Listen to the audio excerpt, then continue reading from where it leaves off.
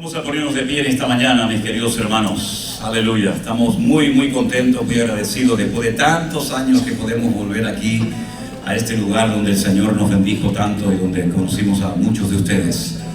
Hay una canción que nosotros en plena pandemia cantábamos mucho a puerta cerrada. Nosotros vivíamos en aquel tiempo dentro de la iglesia y Elena ahí en el equipo de sonido y con mi hija Miriam pues intentábamos seguir haciendo los cultos, ¿no? A pesar de que no había absolutamente nadie. Y hay una canción que es muy conocida en Israel, porque es la canción que se le canta generalmente a los muchachos cuando tienen que ir al ejército y muchos padres se despiden con lágrimas de sus hijos porque saben que a lo mejor van pero nunca más lo volverán a ver, ¿no? Entonces pensé que esa canción, que tiene una letra muy interesante, muy bonita, podría ser muy buena cantarla y aprenderla en aquellos días. Nosotros vamos a cantar la canción tal y como es traducida, pero le dejé una parte en hebreo y así, bueno, pues después pueden presumir de decir, mira, sé hablar en hebreo. Es muy fácil, no se preocupen. La primera parte de la canción dice así, vamos a hacer un pequeño ensayo y después la cantamos todos seguidos, ¿de acuerdo? Lo importante es no temer y mantener la fe. Lo importante es no temer y mantener la fe. Y el que cree en él no tiene miedo, miedo a perder nunca la fe. Y al Rey del universo lo tenemos, de todo mal él nos protegerá. Y Shema mi lo de Pajé, y está en una de haber. Velando y es en Melech ahora, recurso verotano Nicolás. Lo importante es no temer y mantener la fe. Lo importante es no temer y mantener la fe. Fuerte. Y el que cree en él no tiene miedo, aleluya, miedo a perder nunca la fe. Al Rey del universo lo tenemos, de todo mal él nos protegerá. Lo importante es no temer y mantener la fe. Lo importante es no temer y mantener la fe.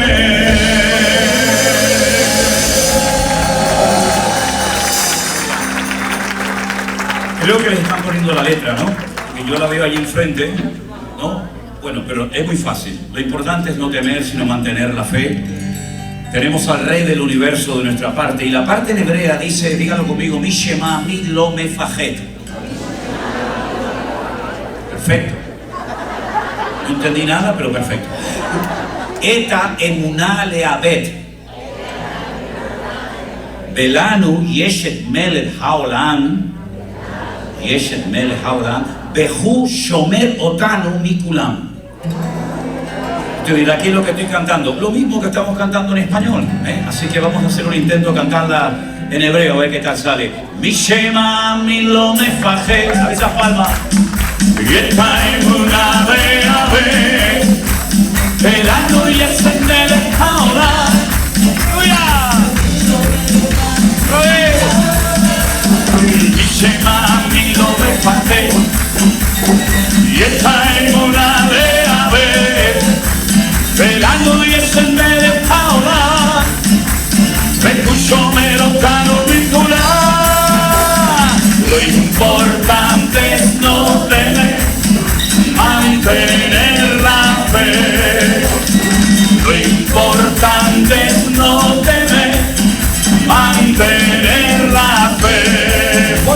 Y el que cree en él no tiene miedo, miedo a perder nunca la fe.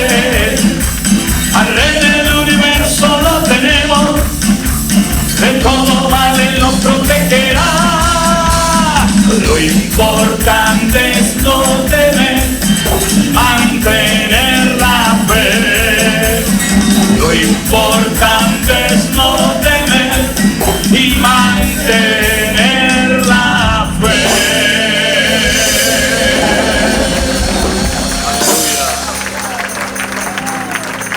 Más en estos tiempos, hermanos queridos, estos tiempos difíciles, estos tiempos peligrosos, como dice la Escritura, ¿no? Estos tiempos raros, en los que el mundo está tratando de arrancar la fe de nuestros corazones a toda costa, ¿verdad? Mantenernos firmes en la fe y no dejarnos arrastrar por la corriente de este mundo. Tener personalidad y criterio propio. No sentirnos mal porque vamos contra corriente. Solamente hay un pez de todos los que existen que va contra corriente. Es el salmón. ¿Saben? Nace en el río, cuando tiene una cierta edad desciende por la corriente, vive en el mar y algo pasa en su interior que hay un momento en el que dice: tengo que volver a mi origen. Lucha contra corriente, muchos mueren en el intento, pero los que logran llegar después de días de mucho esfuerzo y de enfrentarse a muchos obstáculos, ¿no? Y peligros y tantos, digamos, animales que están esperando que suban por la corriente arriba, llega, desova y se muere. Qué tremendo, ¿no? El proceso de adaptación, de estar respirando en agua dulce, después en agua salada, después volver otra vez al agua dulce. Y nosotros en cierto sentido somos como ese pez, ¿no? Que vamos en contra de la corriente de este mundo. Dice que a ellos les sorprende que no corramos juntamente con ellos, ¿verdad? Pero nosotros, a diferencia de ese pez, luchamos contra corriente, no para ir a un sitio a morir, sino ir a un sitio a morir, a vivir por la eternidad, en la presencia de nuestro Dios y de nuestro Rey. Aleluya. Merece la pena el esfuerzo, mis queridos hermanos. Aleluya. Y hay una canción que yo creo que en esta mañana a ustedes les va a bendecir, porque como esta iglesia se llama La Roca Firme, hay una canción que nosotros compusimos, que nosotros hicimos hace algún tiempo, que habla acerca de que Él es nuestra roca, ¿verdad? Y yo para predicar jamás en mi vida he necesitado ni un papel, pero para las letras sí. Me olvido de las letras, me olvido completamente, ¿no? Pero vamos a aprenderla en esta mañana. Es una canción que está basada totalmente en la Biblia. Es una de las cosas que a mí me gusta hacer, ¿no? Cojo un texto de la Biblia o varios textos de la Biblia, gracias Karina, y le pongo música, y así no me complico la vida. Y si no les gusta la letra, peleen con David, peleen con Moisés, peleen con Pablo, porque la letra está totalmente basada en la palabra de Dios. Y dice así esta alabanza: levantamos nuestras voces en genuina adoración, nos gozamos hoy aquí, adorando a nuestro Dios. Bendeciré tu nombre eternamente y para siempre. De suprema alabanza eres digno, mi Señor. Una vez más, levantamos nuestras voces en adoración, nos gozamos hoy aquí, adorando a nuestro Dios. Bendeciré tu nombre eternamente y para siempre. Es suprema alabanza, eres digno, mi Señor. Roca mía y salvación, no temerá mi corazón.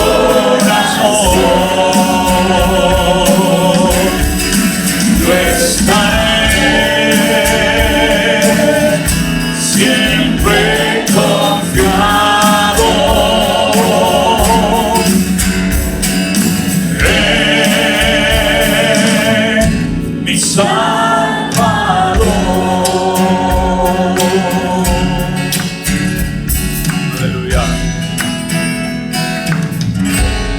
Qué bueno es alabarte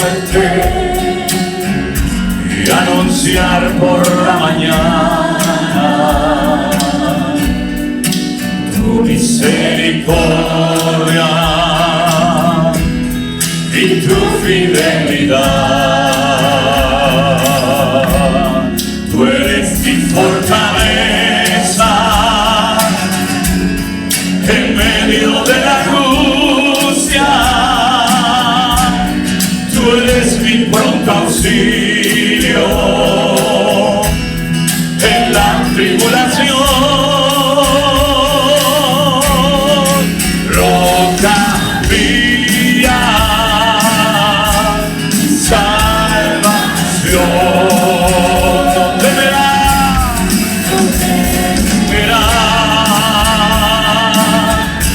mi corazón?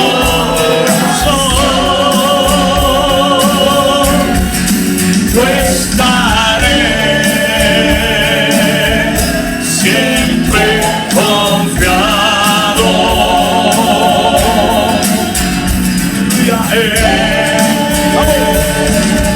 Mi Salvador, roca mía, mi Salvador, no temerá mi corazón. Yo estaré siempre confiado en mi Salvador.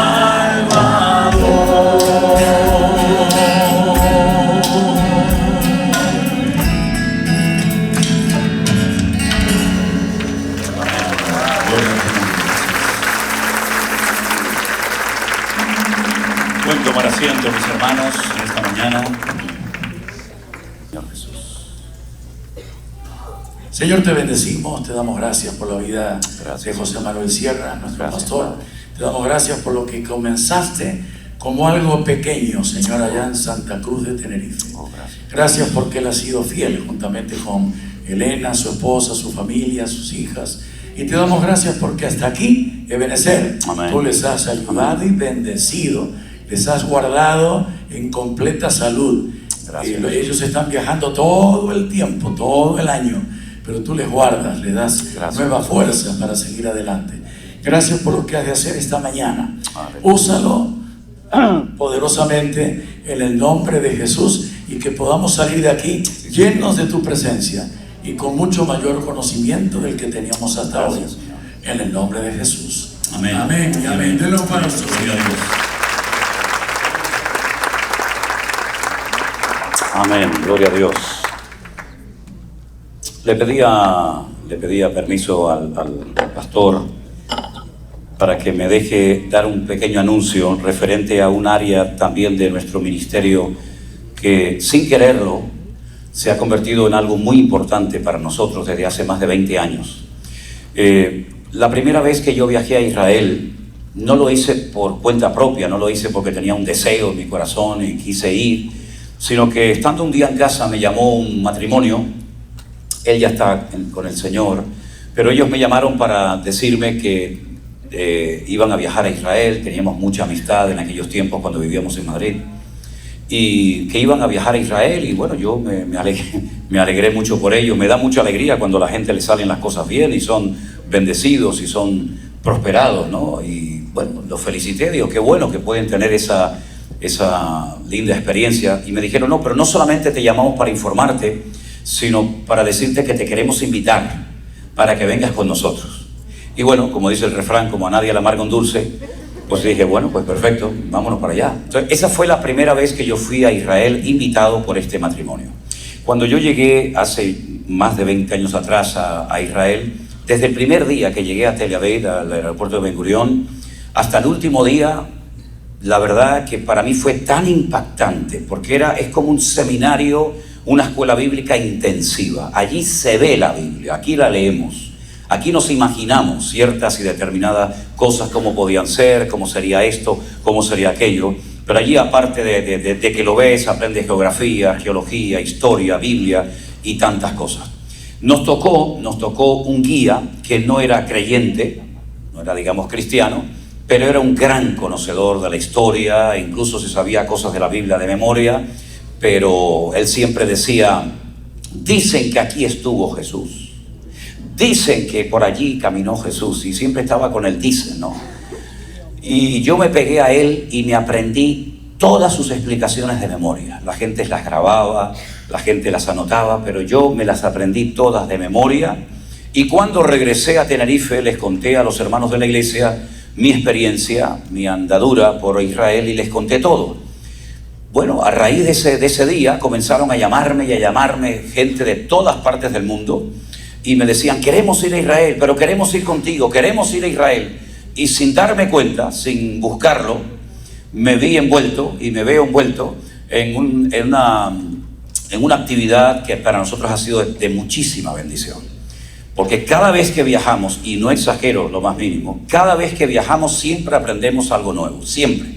Además, bueno, dada la situación actual, organizamos un viaje así, muy rápido, que pensábamos que iban a ir muy poca gente, pero al final tuvimos que cerrar las inscripciones en el mes de enero. Yo había ido solo con un hermano en diciembre, y dijimos: bueno, vamos a ver si logramos juntar unos 25 o 30 hermanos, porque hay que apoyar a nuestros hermanos. Iglesias se cerraron, creyentes perdieron la vida, y bueno, era una situación donde los hermanos estaban pasando unas pruebas tremendas. Una familia de una iglesia de Askelon, por cierto, el pastor es de Argentina, le entró un misil por la ventana de su casa y le reventó toda la casa, ¿no?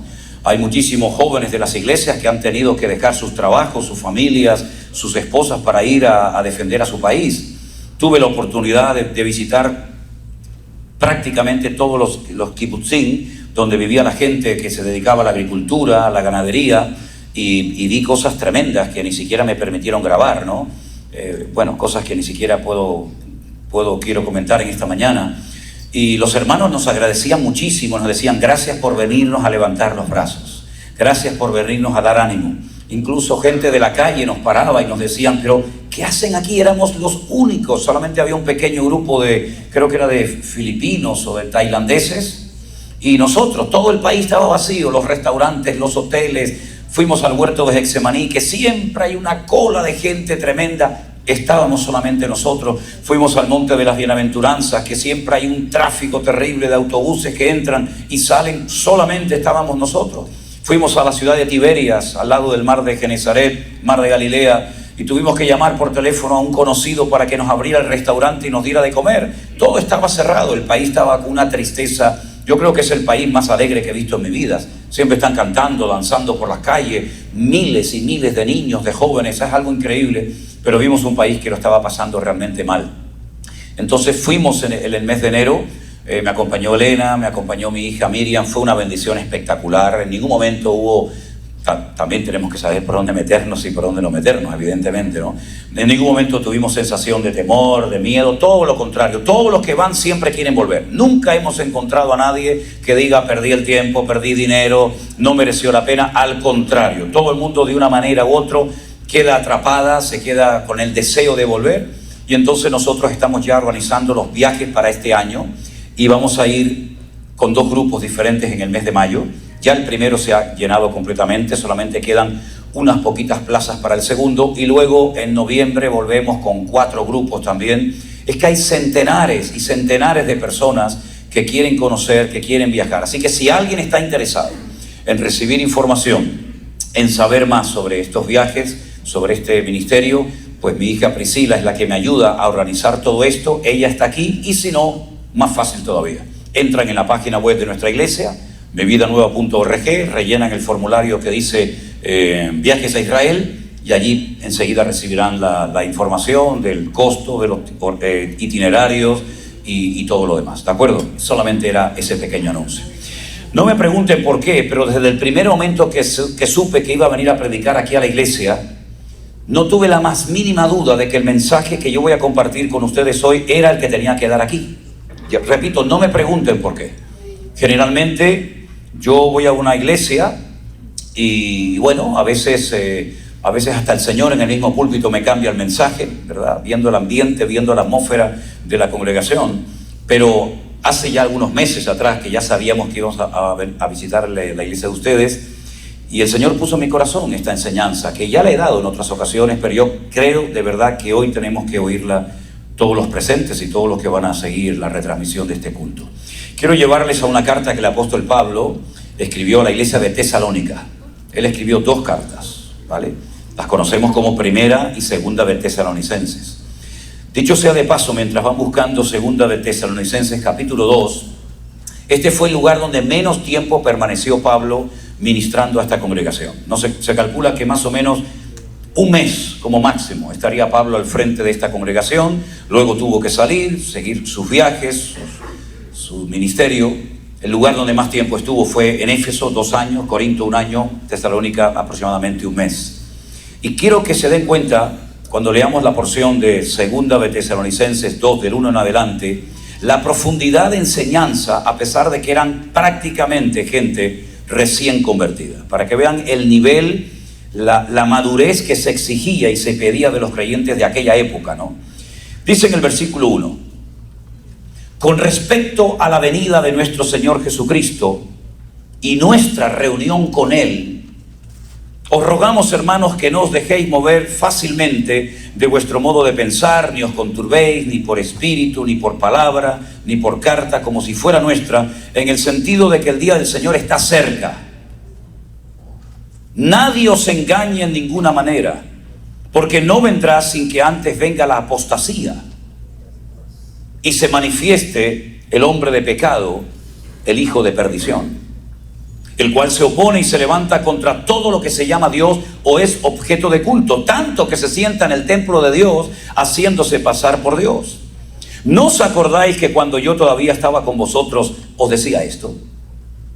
Ahora vosotros sabéis lo que lo detiene, a fin de que a su debido tiempo se manifieste, porque ya está en acción el misterio de la iniquidad, solo que hay quien al presente lo detiene, hasta que Él a su vez se ha quitado de en medio. Y entonces se manifestará aquel inicuo, a quien el Señor matará con el espíritu de su boca y destruirá con el resplandor de su venida. Inicuo cuyo advenimiento es por obra de Satanás, con gran poder y señales y prodigios mentirosos, y con todo engaño de iniquidad para los que se pierden, por cuanto no recibieron el amor de la verdad para ser salvos. Por esto Dios les envía un poder engañoso para que crean a la mentira, a fin de que sean condenados todos los que no creyeron a la verdad, sino que se complacieron en la injusticia. ¿Cuántos dicen amén?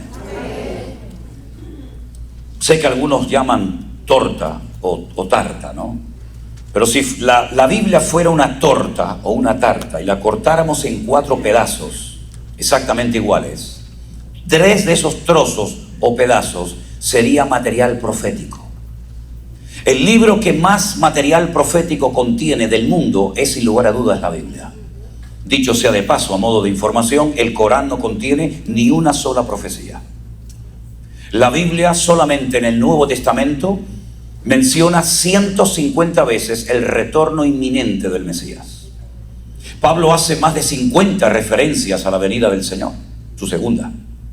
Y si solamente en nuestras Biblias tuviéramos, como los judíos, solo el Antiguo Testamento, sin leer de Mateo al Apocalipsis, podríamos llegar a la conclusión de que el Mesías vendría en 2 ocasiones.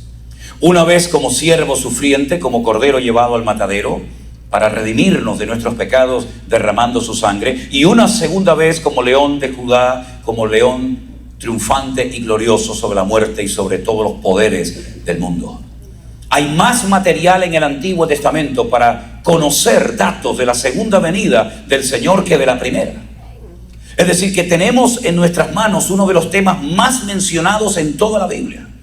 El tema más mencionado en la Biblia no es la oración, ni siquiera la alabanza, sino material profético. Ahora, todas las profecías de la Biblia no tienen, digamos, las mismas características. Hay profecías que son profecías que ya se cumplieron en el pasado. Profecías que se dieron a pueblos, a reyes, a personas, a individuos. y profecías que le dan una credibilidad tremenda a la Escritura, porque vemos que lo que se profetizó fuera de toda posibilidad de cumplimiento se cumplió literalmente.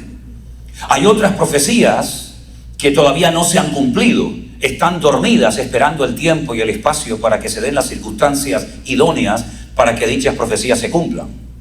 Pero hay otro tipo de profecías que son para mí las más interesantes, y son las que llamamos, o yo llamo por lo menos, de doble cumplimiento. Profecías que tuvieron una parte que ya forma parte de la historia, que se han cumplido, y profecías que todavía falta una parte por cumplirse. Lo que se ha cumplido nos tiene que animar y motivar a creer que lo que falta por cumplirse también se va a cumplir, porque Dios lo que promete siempre lo cumple. Él no promete y se olvida, como ya estamos acostumbrados, ¿verdad? Sino que todo lo que Él promete sí o sí se termina cumpliendo en su momento y en su lugar. El Señor Jesucristo, en cierta ocasión, cuando salió del famoso Bet Hamikdash, o de la casa santa, o como llamamos nosotros el templo de Jerusalén, los discípulos le enseñaron las maravillas del templo.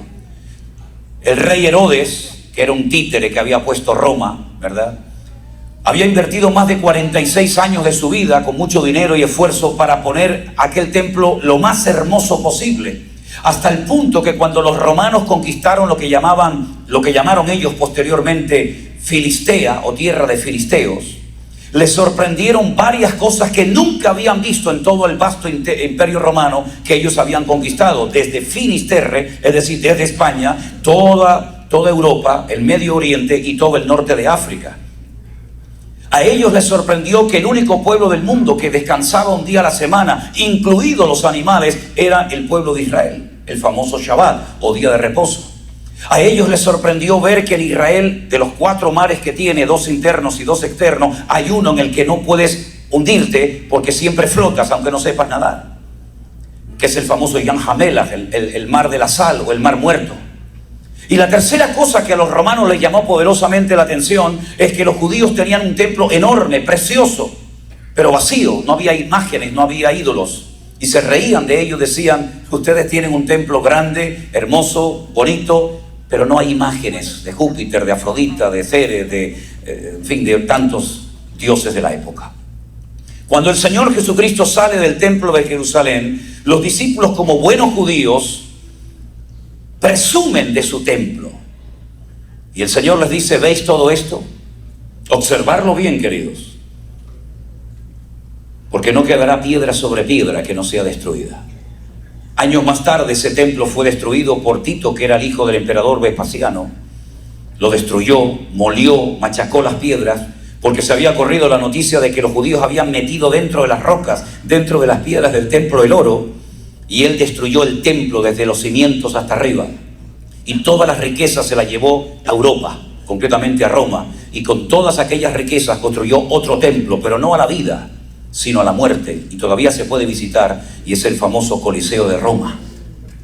Es interesante notar que cuando los judíos, sus discípulos, oyeron esta noticia de la futura destrucción del templo de Jerusalén, fueron tan sacudidas sus conciencias, fueron tan impactados, que dice que cuando bajan el torrente de Cedrón y comienzan a subir el monte de los olivos, y dentro del huerto de Getsemaní, 4 de sus discípulos lo llaman aparte y le dicen al maestro: Señor, ¿cuándo se va a cumplir lo que recién acabas de profetizar? ¿Qué señal habrá de tu venida y del fin del siglo?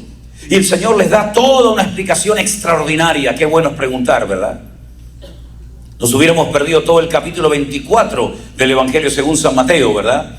Si no le hubieran preguntado al Señor: dinos cuándo, qué señal, cómo podemos prepararnos y saber si queda poco o mucho tiempo.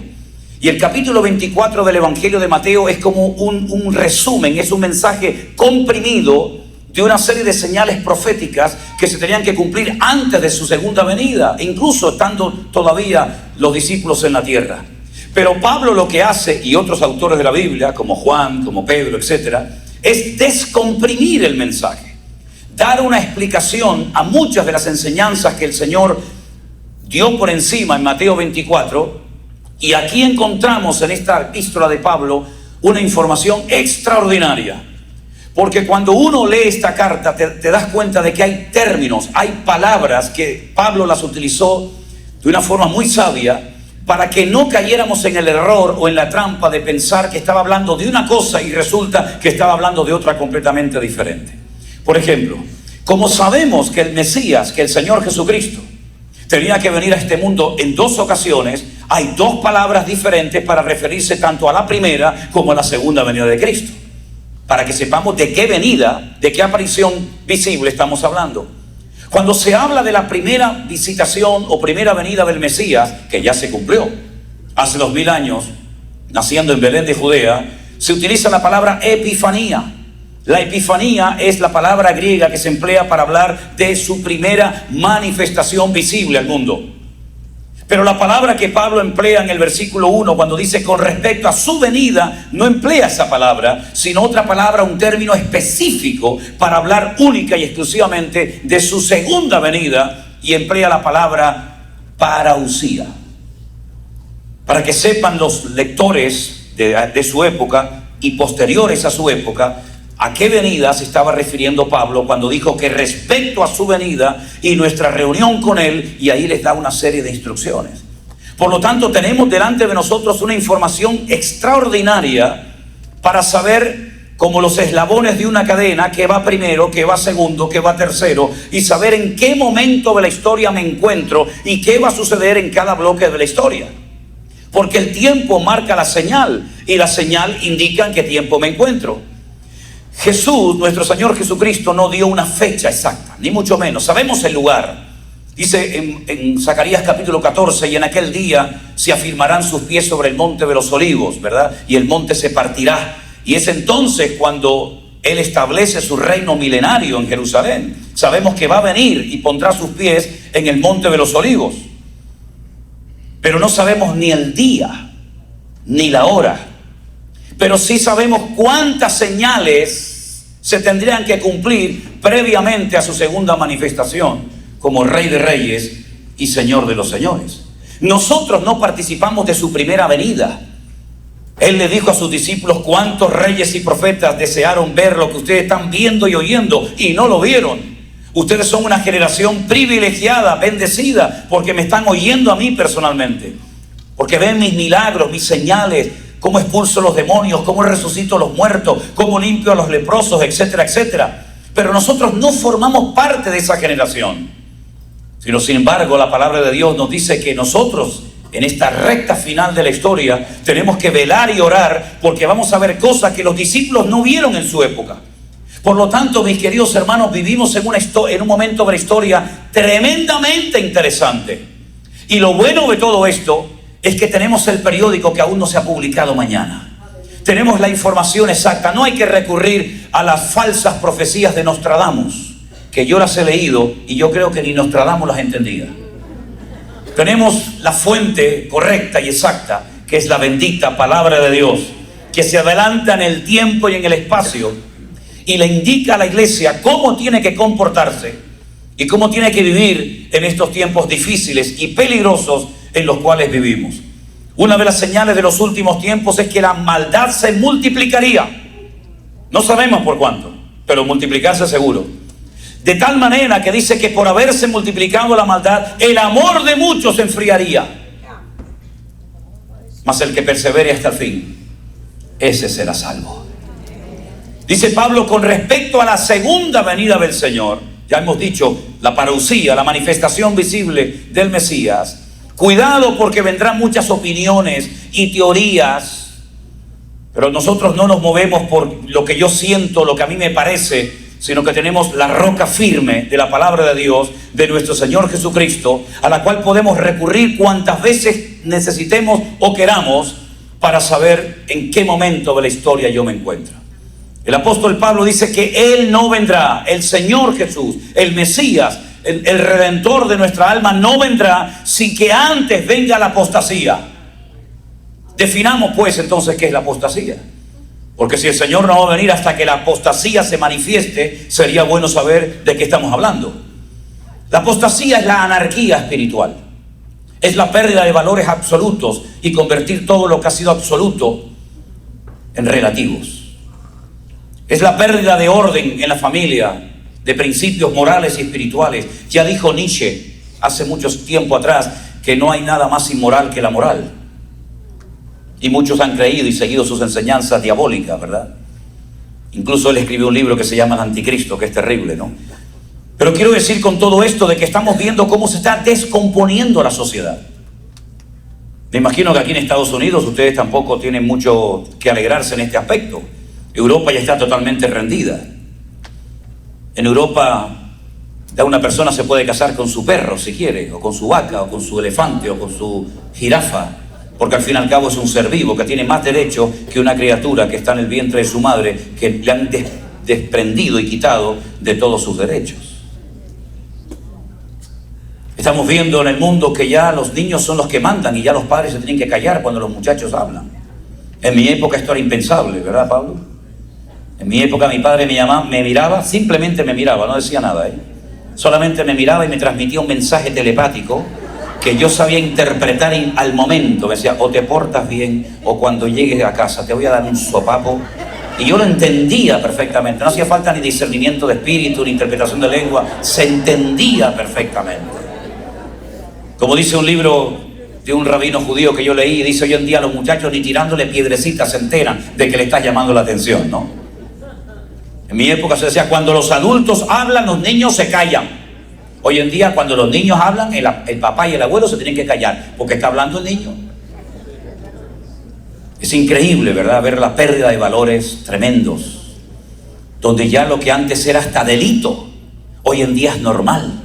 Y nos presionan y nos obligan, ¿verdad?, que tenemos que aceptar sí o sí, quiera o no quiera, cosas que acéptelas usted si quiere, pero no me obligue a mí a tener que aceptar y apoyar cosas con las cuales yo no estoy de acuerdo. Pero entonces te llaman que eres un xenófobo, eres un tipo caducado, que ya no tienes nada que hacer y lo mejor que puedes hacer es morirte, ¿verdad? Es tremendo, pero es la pura realidad de nuestro mundo, de nuestra sociedad, ¿verdad? Donde hoy en día, como me ha pasado a mí, cuando va a pasar una persona, una señora, una joven o quien sea, y le doy paso y le digo, pase usted, me dice, me está tratando de una forma muy machista, ¿eh? ¿Por qué? No, porque cosas increíbles que ya no sabes ni qué hacer ni qué decir, ¿verdad? La anarquía es la pérdida de todos los valores. Hay Biblias que se han publicado donde han quitado la palabra sangre, porque ofende a algunos hablar de sangre en la Biblia. Se está pensando en escribir una Biblia y quitar todos los nombres de Dios y meterle el nombre de Alá, para llevarnos bien con ese grupo de personas, ¿verdad? Se ha quitado la oración de muchas escuelas, en muchos lugares es un delito evangelizar, hacer proselitismo, ¿verdad? Y tantas cosas que podríamos enumerar. Todo eso ya lo hemos comenzado a ver, no de ahora, de hace ya mucho tiempo. Pero no solamente la anarquía, el desorden, el caos en la familia, el caos en la economía, el caos en los valores, el caos en todas partes, sino que además dice que además de todo eso, por si fuera poco, se va a manifestar, se va a dar a conocer un personaje que recibe muchos nombres en la Biblia. Pablo aquí menciona 3: hombre de pecado, hijo de perdición e inicuo o malvado. El único que lo llama anticristo es Juan en una de sus cartas. En el Antiguo Testamento Daniel lo llama el cuerno pequeño, porque dice que vio una visión donde había una bestia con 10 cuernos y de en medio de ellos salía uno pequeño que hablaba grandes blasfemias y hacía guerra contra los santos y los vencía. Y es el mismo personaje. Tenemos tanta información de este personaje siniestro que dice la Biblia que del Dios de sus padres no hará caso, se desprenderá, dejará las creencias religiosas o espirituales que sus padres le enseñaron y adorará, y lo dice en arameo en el libro de Daniel, dice que adorará a Alá Maozín, el Dios de la guerra. Y dice que del amor de las mujeres no hará caso. Interprételo usted como quiera. Del amor de las mujeres no hará caso. Bueno, y tantas cosas, pero lo que Pablo dice, que este personaje se va a sentar en el templo de Dios, haciéndose pasar por Dios. Es un ególatra, una persona que quiere que lo adoren a él como si fuera Dios. Ahora, sentido común, vamos a utilizar el sentido común, que lamentablemente a veces es el sentido menos común de todo, ¿no? Pero si el Señor Jesucristo dijo que el templo iba a ser destruido, y fue destruido en el año 70 de la era cristiana después de Cristo, ¿Cómo dice Pablo que se va a sentar en ese templo haciéndose pasar por Dios? Querido, por sentido común, por lógica, el templo de Jerusalén va a volver a ser reconstruido en el mismo lugar, porque los judíos no pueden levantar otro templo donde quieran, sino solamente en un lugar, en el monte Moriah, donde Abraham subió siglos atrás a sacrificar a su hijo Isaac, y donde subió David a hacer un sacrificio para parar la mortandad en Jerusalén que él sin querer había producido en su país. En ese lugar donde ahora mismo hay el domo de la roca, y a un costado está la famosa mezquita de Al-Aqsa, ahí en ese mismo lugar se va a volver a reconstruir por tercera vez el templo de Jerusalén. El primero, ¿quién lo construyó? Salomón. Fue destruido un día que se llama en hebreo Teisá B'Av, el día 9 del mes Ab. Ese templo volvió a ser reconstruido cuando volvieron del cautiverio en Babilonia, 70 años después. Pero también volvió a ser destruido en el mismo día, evidentemente en otro año, en el día 9 del mes Ab. ¿Por qué todas las peores desgracias en el pueblo de Israel siempre ocurren el mismo día? El día 9 de Ab, por una sencilla razón. Porque dice la palabra de Dios que cuando Moisés envió no espías, no fueron espías, espías fue lo que mandó Josué. Él mandó exploradores, gente que fuera a reconocer la tierra, gente que se enamorara de la tierra y trajeran un informe agradable, positivo, bueno, para animar, para contagiar al pueblo. Pero dice la Biblia que cuando volvieron, después de 40 días, dice que maldijeron la tierra, hablaron mal de la tierra. La tierra traga a sus moradores, somos muy pequeños en comparación con la altura de los habitantes de Canaán. Las murallas son casi inexpugnables, llegan hasta el cielo. Es imposible conquistar este país, volvamos a Egipto. Y dice que toda esa noche en las tiendas de campaña de los hijos de Israel estuvieron llorando y lamentándose. Incluso llegaron a pensar en apedrear a Moisés y volver a Egipto, volver atrás. Cuántas tonterías se dicen y cuántas tonterías se piden en oración a Dios cuando estamos desanimados, Es mejor callar la boca. En boca cerrada no entran moscas, me decían a mí cuando era pequeño, ¿verdad? Y ese día que se quejaron, ese día que se lamentaron, fue el día Teisá B'Av, el día 9 del mes Ab. Y ese día fue destruido el primer templo de Jerusalén, para que recuerden que se quejaron sin motivos. Ahora les voy a dar motivos para que lloren de verdad. Y el segundo templo por los romanos fue destruido el mismo día, el día 9 del mes Ab, 70 años después del nacimiento del Señor Jesucristo.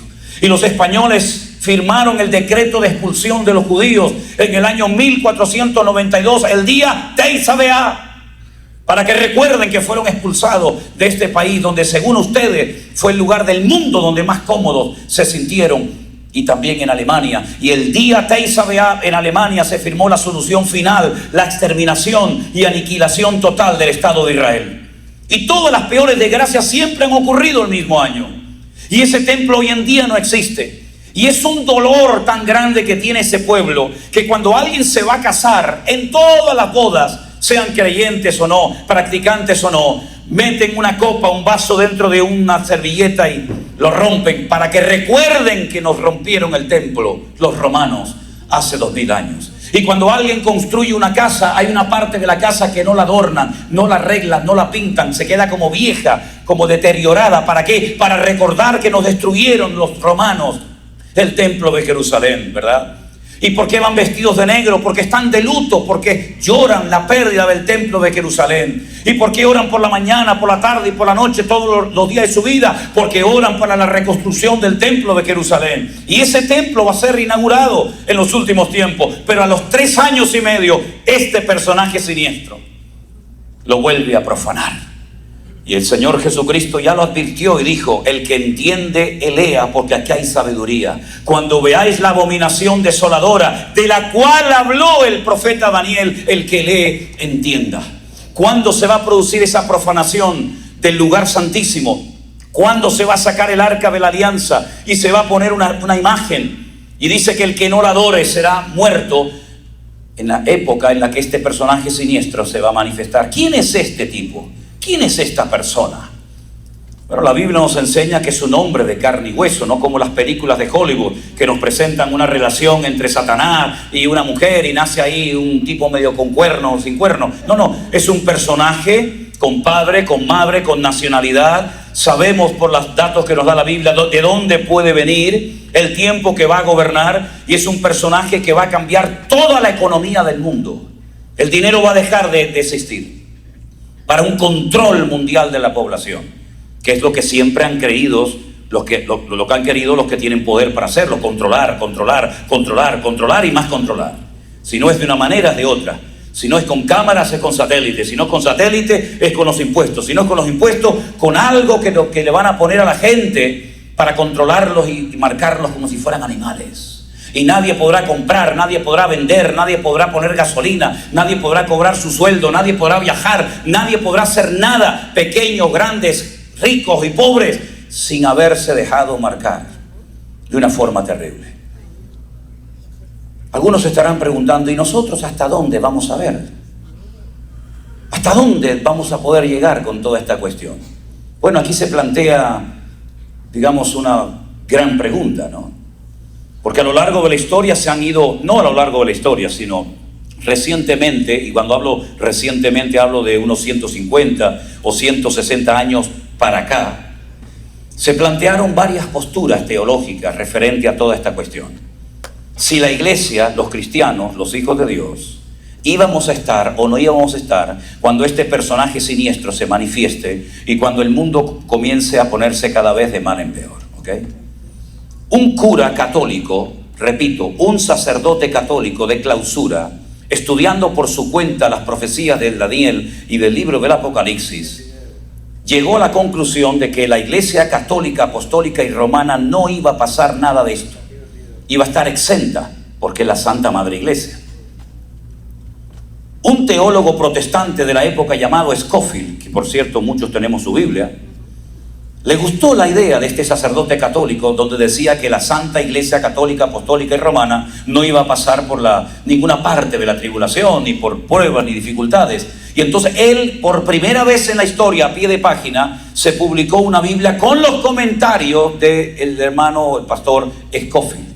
Lógicamente no puso la Iglesia Católica, puso la Iglesia. La Iglesia Universal no iba a pasar por ningún tipo de estas dificultades. Y eso cayó muy bien en el mundo cristiano evangélico de la época, y se ha ido traspasando de generación en generación, de que el creyente no iba a pasar por ningún tipo de tribulación. Pero si usted lee los libros de teología de siglos atrás, usted se va a dar cuenta de que jamás los creyentes predicaron eso, nunca. Cuando usted va al libro del Apocalipsis, usted se va a encontrar que hay 21 juicios, sellos, trompetas y copas, 7, 7 y 7. Y el apóstol Pablo nota, no solamente en esta carta, sino en otra, una información tremendamente interesante. Dice: he aquí os digo un misterio. Os voy a contar un secreto, algo que nunca se ha revelado, algo que nunca ha contado nadie. No todos dormiremos, pero todos seremos transformados en un momento y en un abrir y cerrar de ojos. Porque se tocará la trompeta y los muertos en Cristo resucitarán primero. Y luego nosotros, los que vivimos, los que hayamos quedado, no los precederemos a ellos, sino que recibiremos al Señor en el aire. Y así estaremos por siempre con el Señor. A la final trompeta. A la final trompeta. La pregunta es, si a mí me interesa saber el tema este de las trompetas, que está hablando en un lenguaje metafórico y realmente habla del shofar, no de trompetas, ¿cuántos toques de trompeta en el libro del Apocalipsis se mencionan? 7. Pero antes son precedidos por los famosos 7 sellos o los caballos que van cambiando de colores, ¿verdad? Y a la final trompeta, a la séptima trompeta, se produce una primera resurrección. Y la Biblia solamente nos habla de 2 resurrecciones, una para vida y otra para muerte, no de 3 ni de 4.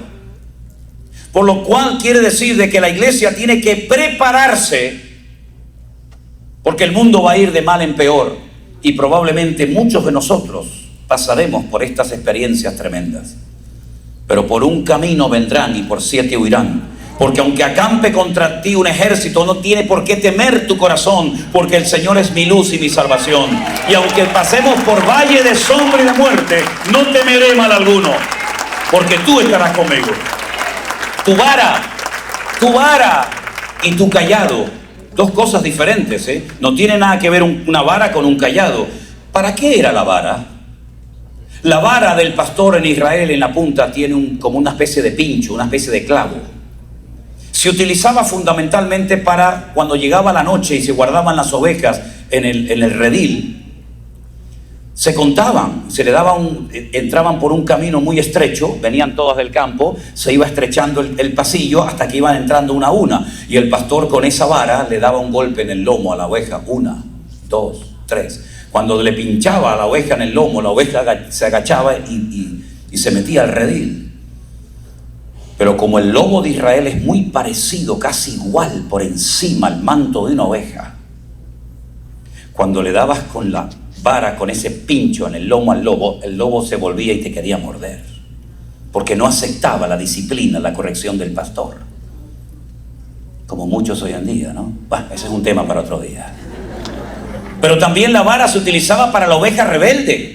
Si la oveja se salía del camino, se le daba un varazo y la oveja obedecía. Y si no obedecía, se le partía la pata y se le ponía una tablita y se llama la perniquebrada.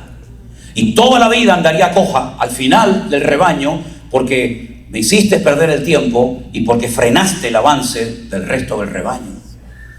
Y dice la Biblia que la vara de Dios, la instrucción de Dios, lo que Dios quiere hacer en mi vida, llámelo prueba, llámelo problema, llámelo como quiera, me tienen que infundir aliento, porque las pruebas que Dios mandará a nuestra vida serán siempre proporcionales a nuestro nivel de madurez y de crecimiento espiritual. Cuando Dios le manda una prueba, no sé qué, que alabe a Dios, tener por sumo gozo cuando os halléis en diversas pruebas, sabiendo que la prueba de vuestra fe produce paciencia, dice la Biblia.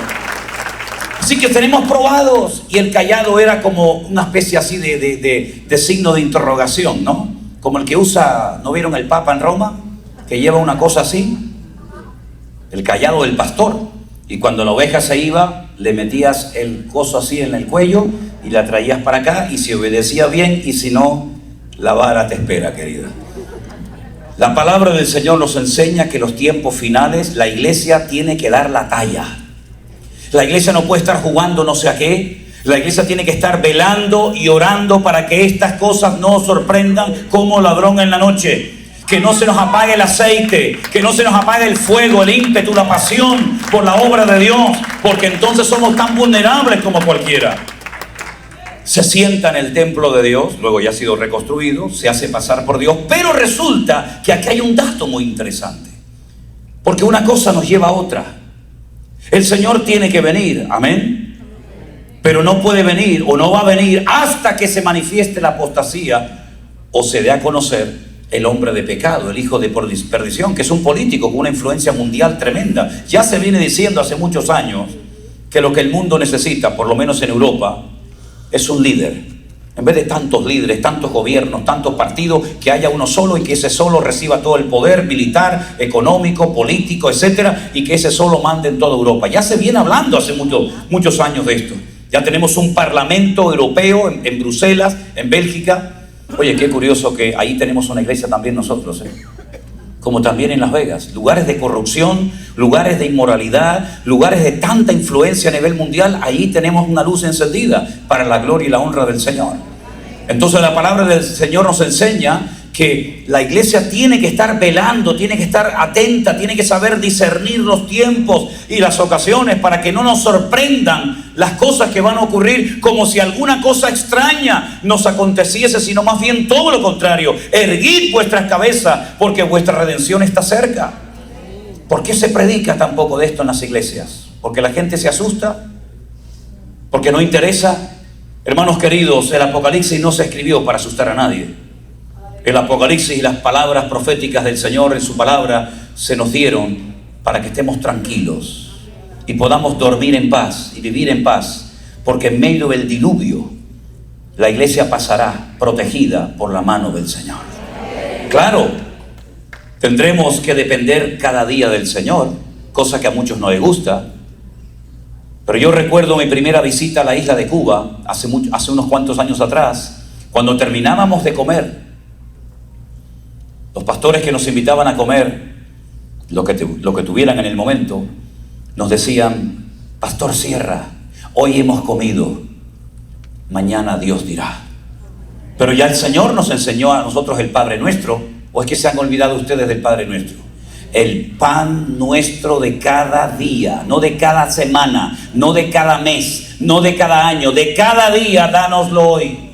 Porque el maná caía cada día. Y si usted quería recoger el maná hoy lunes para toda la semana, se le echaba a perder. Es una dependencia constante y permanente de la presencia y de las promesas de nuestro Dios. Y Él proveerá todo lo que necesita, conforme a sus riquezas en gloria, dice la palabra. Así que, mis queridos hermanos, cuando veamos noticias terribles como las que estamos viendo y oyendo, no hay nada más que vivir un tiempito en Europa, lo que está pasando en Europa del Este y lo que está a punto de empezar en Europa. Estamos viendo el peligro del comercio mundial, cómo están tratando de cerrar las vías de comunicación, de momento por mar, pero lo intentarán hacer por tierra y por aire, y todo esto va a afectar el consumo, la economía, el petróleo, el gas, la luz, etcétera, etcétera. Ya cortaron la semana pasada 3 cables de comunicación de internet entre Asia y Europa para que quedara totalmente desconectada de noticias y de la realidad en tiempo presente. Y vamos a ver cosas tremendamente interesantes, porque dice la palabra de Dios que en los últimos tiempos la iglesia tiene que estar velando y orando para que sepa cómo debe de actuar. Y el Señor siempre, yo me doy cuenta, hermanos, y por supuesto ustedes también, que cada vez que el Señor está a punto de hacer algo grande, siempre manda mensajeros. Siempre nos da una palabra, una advertencia, una palabra profética, un mensaje o lo que sea, para que la iglesia sepa cómo actuar y no tener la excusa de decir, yo no sabía nada. Cuando iba el Señor a mandar el diluvio, y quiero decirles que el diluvio no lo trajo el diablo, el diluvio lo trajo el Señor.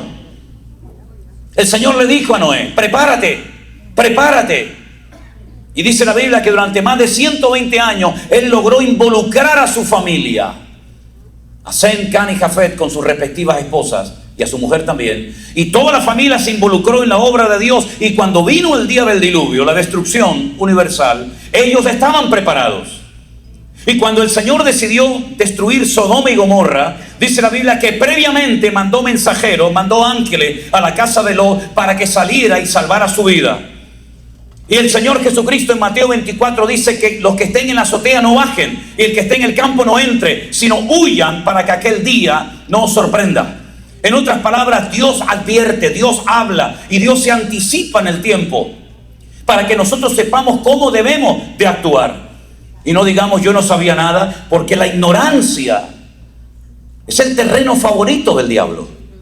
Cuanto más ignorante sea un pueblo, cuanto más ignorante sea la iglesia del Señor acerca de los acontecimientos finales, más fácilmente se podrá manifestar al enemigo engañando y seduciendo. ¿Cuántas veces lo hemos leído hoy? ¿Cuántas veces el Señor decía que mirad que nadie os engañe, mirad que nadie os diga falsas enseñanzas, porque se levantarán falsos cristos?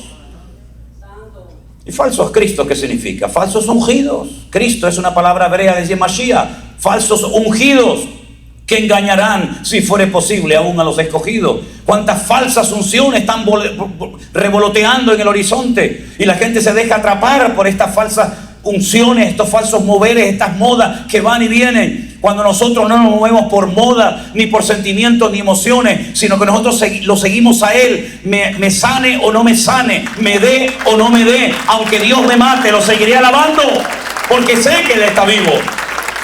Y Él me dará la fuerza para poder mantenerme firme, creciendo en la obra del Señor siempre, sabiendo que mi trabajo en el Señor no es en vano. ¿Cuántos dicen amén? Y entonces, ¿por qué, si ya la tecnología, la economía y todo está listo, incluso todo está preparado para la reconstrucción del tercer templo de Jerusalén, absolutamente todo, Hay un museo en Jerusalén que se llama el Museo del Templo, donde a mí me gusta mucho llevar a los hermanos que sobre todo van por primera vez a Israel, para que vean cómo está preparado todo. Las vestiduras del sumo sacerdote, las vestiduras de los levitas, las trompetas de plata, el altar del sacrificio, el lavacro, absolutamente todo está dispuesto. E incluso hasta el arca de la alianza ya está allí, hace mucho tiempo. Y esas arpas extraordinarias, ¿verdad? Porque Dice que serán instrumentos de cuerda, de viento y de percusión, sobre todo la que me llama mucho la atención y no me canso de verla. A ver si algún día me puedo comprar una arpa de esa que tiene 22 cuerdas. El mismo número de cuerdas, el mismo número de letras que tiene el alfabeto hebreo, 22, Aleph, Bet, Gimel, Daleth, Hei, Bat, las 22 letras, de tal manera que tocando las letras compones música bíblica. La palabra aleluya, tú te aprendes el sonido y sabes que cuando escuchas ese sonido está diciendo aleluya, alabada a Dios. O cuando toca otras cuerdas, la cuarta, la quinta, la sexta o la que corresponda, está diciendo alabada a Dios porque Él es bueno, porque para siempre es su misericordia. Y aprendes las palabras por los sonidos que oyes. Y la iglesia tiene que afinar el oído a lo que Dios viene diciendo. A veces de una forma muy directa, otras veces de una forma muy sutil. Pero el que tiene oídos para oír, por favor, que oiga lo que el Espíritu le está diciendo a la iglesia. Y dice que este personaje no se puede manifestar aunque quiera hacerlo, porque hay algo que lo detiene. Permítame leerles otra vez el texto. Ahora vosotros sabéis lo que lo detiene, a fin de que a su debido tiempo se manifieste. Porque ya está en acción el misterio de la iniquidad, verso 7. Solo que hay quien al presente lo detiene hasta que Él a su vez se ha quitado de en medio. Y entonces se podrá manifestar aquel inicuo. Cuando yo pregunté un día a un experto, me dijeron que era un experto, un gran conocedor de escatología y de profecía. Pastor o hermano, aquí dice que hay algo que detiene la manifestación de este personaje siniestro. Y dice que cuando Él se ha quitado de en medio, entonces se podrá manifestar este personaje. ¿Usted me podría decir, por favor, de quién se trata? Y me dice, de la iglesia. Ok. Al rato volví y le dije, ¿le puedo hacer otra pregunta? La iglesia jamás es tratada en género masculino. Aquí dice Él. Y la Biblia nos habla de que la iglesia es esposa, es amada, es novia, pero no es Él. Porque si fuera Él, estamos hablando aquí de una relación complicada, ¿no? Y aparte de todo eso, ya que la iglesia siempre es género masculino singular, es femenino singular, ¿hay algún texto en la Biblia que usted me pueda enseñar para que me diga que la iglesia impide la manifestación de este personaje? Dice, bueno, hay un versículo que dice, Dios no nos ha puesto para ira, sino para alcanzar salvación. Y entonces le pregunté, le dije, pero ¿a qué tipo de ira se refiere usted, pastor? Usted sabe que cuando le hace una pregunta a una persona y te dice, es porque no sabe qué decirte. Es como cuando le dice a tu hijo, ven para acá, tú fuiste allí, y ya está, ya lo agarré. ¿Cómo que a qué tipo de ira? El Apocalipsis habla de 3 tipos de ira, la ira del dragón, la ira del cordero y la ira de las naciones. Usted me dice que Dios no nos ha puesto para ira, ¿a cuál de las 3 se refiere? Y me dice, tengo una cita ahora muy importante, y me dejó con la palabra en la boca. La iglesia en ningún momento frena la manifestación de este personaje, eso no dice la Biblia. El imperio romano ya no existe, querido. Y no se ha manifestado este Señor. El Espíritu Santo. Cuando el Espíritu Santo sea quitado de en medio, entonces se podrá manifestar el anticristo. ¿Y dónde dice la Biblia que el Señor quitará su Espíritu Santo del mundo? ¿Dónde lo dice? ¿Dónde lo dice? Porque si el Espíritu Santo es Dios y uno de los atributos fundamentales de Dios es su omnipresencia, quiere decir que Él está en todas partes. Con anticristo es el anticristo. No, pero es que como la iglesia no va a estar, se lleva el Espíritu Santo. ¿Sí? ¿La iglesia es la propietaria del Espíritu Santo? Sin iglesias el Espíritu Santo no estaba en el mundo. En el principio creó Dios los cielos y la tierra estaba desordenada y vacía, mas el Espíritu de Jehová se movía sobre la faz de las aguas. No había Israel, no había iglesia, no había discípulos, no había apóstoles, no había patriarca, no había matriarca, no había nada, pero allí estaba el Señor. ¿Dónde huiré de tu presencia?, dice el salmista. ¿Dónde dice la Biblia que el Espíritu Santo depende de la iglesia para estar o no estar? Entonces, ¿quién es este Él? Lean Daniel capítulo 12, versículo 1 y 2, y ahí tienen la respuesta, si les interesa el tema. Usted puede saber en qué momento de la historia nos encontramos. Cuando nosotros vinimos para acá ahora, nuestro hermano Daniel puso lo que ustedes llaman ¿cómo es? El GPS. GPS, decimos nosotros en España. Perdonen, hablamos español, disculpen. GPS.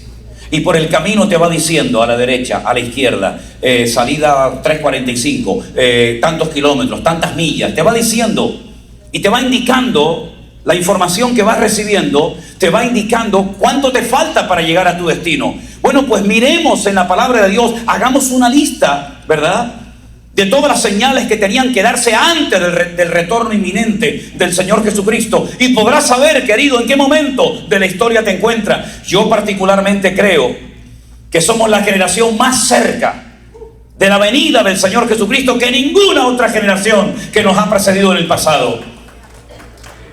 Vamos a tener el gran privilegio de poder ver profecías cumplidas que durante mucho tiempo han estado dormidas, que no muertas. La pregunta es, ¿tú estás preparado? Yo no te estoy invitando a que cambies de religión. Yo no soy representante de ninguna religión. La palabra religión es un término que viene del latín, religa, reluga, relegare. Es la conjugación verbal, que significa atarse o volverse a atar. Yo no soy practicante de ninguna religión. Yo tengo más bien una relación, que es otra cosa, con mi Dios. No venimos aquí para comerte la cabeza, porque usted ha vivido sin mí perfectamente todos estos años. Yo sin usted ni le cuento. Por lo tanto, ni usted me necesita a mí, ni yo a usted tampoco.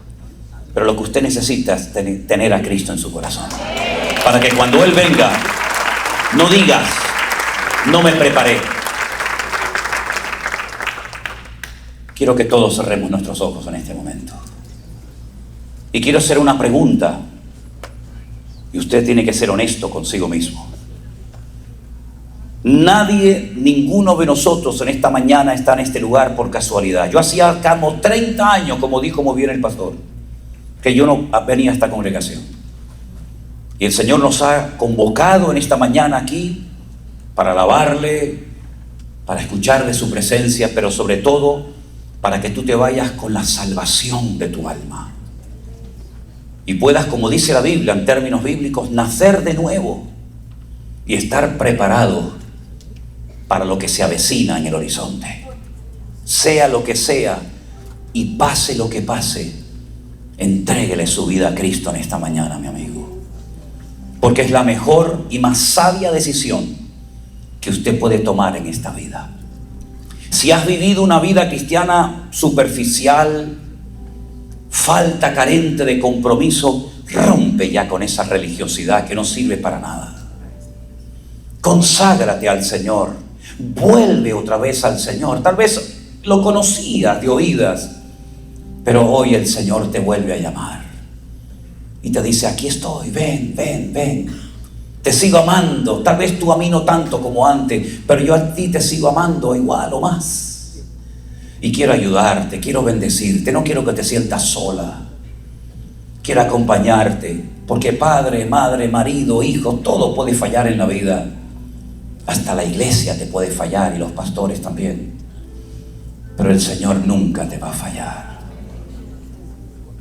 Él es tan bueno, tan misericordioso, que quiere sanar las heridas de tu pobre corazón y poner de su paz y de su calma en tu ser interior. Para mí sería un privilegio, de verdad te lo digo. No sé cuándo volveré a esta iglesia, no lo sé. No sé ni siquiera si este es el último sermón de mi vida, no lo sé. Pero para mí sería un gozo el poder orar por las personas que hoy aquí le quieren entregar tal vez por primera vez su vida a Cristo, o quieren volver a reconciliarse con el Señor. ¿Y cómo lo vamos a hacer? Bueno, hagámoslo lo más fácil y lo más sencillo posible. Levánteme su mano y con su mano levantada usted me estará indicando que usted quiere responder afirmativamente al llamado del Señor en esta mañana. Los que le quieran entregar su vida a Jesús ahora, levante su mano. Quiero orar por usted en esta mañana. Levante su mano y estaremos orando en este mismo instante por su vida. ¿Hay alguien? ¿Alguien que le quiera entregar su vida a Jesús? Aquí le estoy esperando. Dios le bendiga. ¿Alguien más? Alguien más que dice: yo también quiero venir a Jesús. Dios te bendiga. ¿Alguien más? ¿Alguien más? Tal vez es el último llamado que Dios te hace. No lo sé. No lo sé. Pero sea como sea, aprovecha tu oportunidad. Los que levantaron su mano, vengan un momentito aquí al frente. Déjenme orar por usted si es tan amable. Venga, no tenga temor.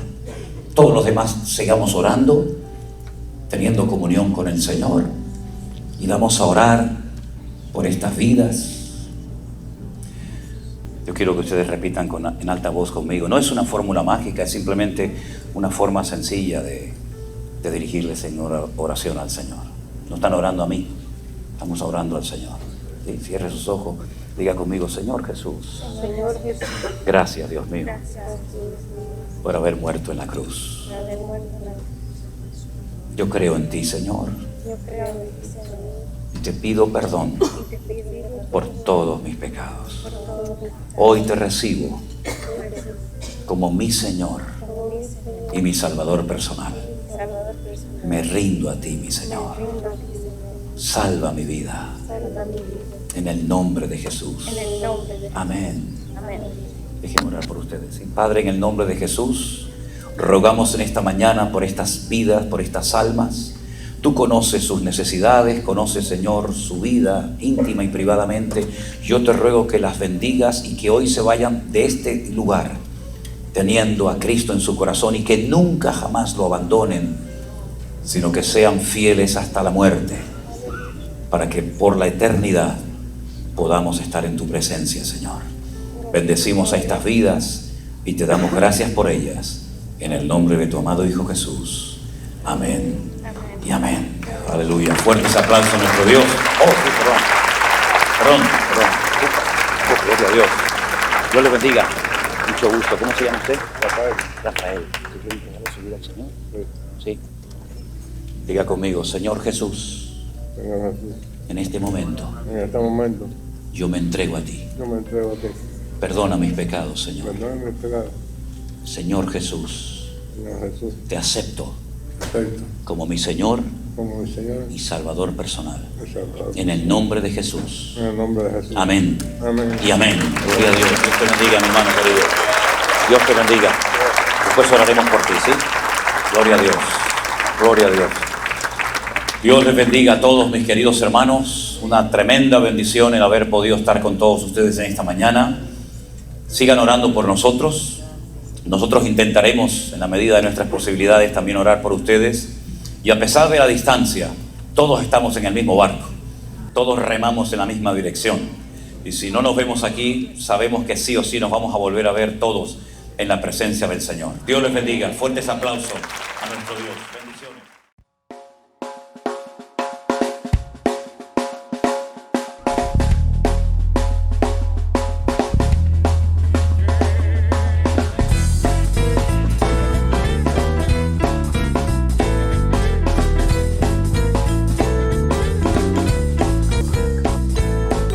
No importa lo que te dijeron, no importa lo que te hicieron, tienes que aprender a descansar en Dios.